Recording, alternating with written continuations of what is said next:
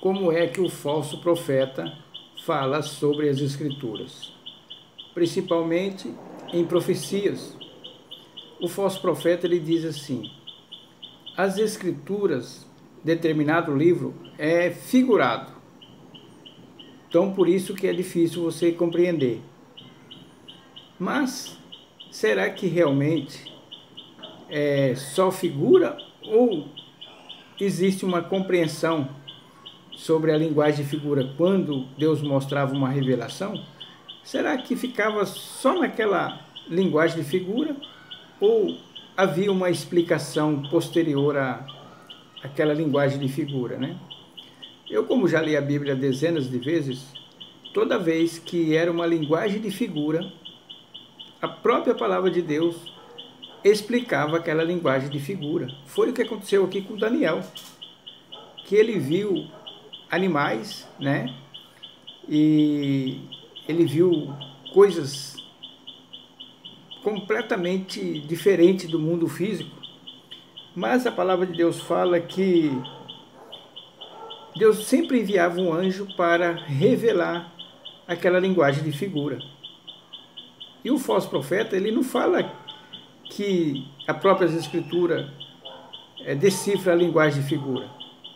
Quando Jesus contava as parábolas, Jesus mesmo chamava os seus discípulos num canto separado, a sós, e ele decifrava aquela parábola, aquela comparação.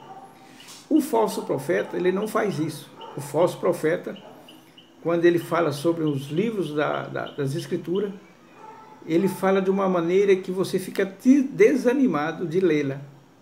Você fica desanimado de tentar compreender. Só que não fica desanimado não, porque a própria palavra de Deus, ela revela a linguagem de figura que foi dita. Quando, lá no Apocalipse, o anjo mostrou para João os animais também, né, a besta, os animais, o próprio anjo dava a explicação daquela visão de linguagem de figura para ele. E assim é em todas as Escrituras, quando os profetas falavam a linguagem de figura, ou a grande águia levantou o voo assim, assado, né?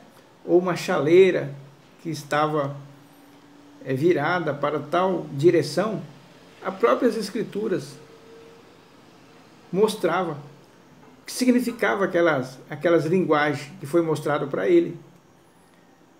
Mas como o povo não gosta de ler as Escrituras, prefere acreditar no falso profeta. Não, essa linguagem de figura é nós que vamos mostrar para você. Mas a própria palavra de Deus, quando ela fala a linguagem de figura, ela própria decifra para nós. Nas Escrituras inteiras é assim.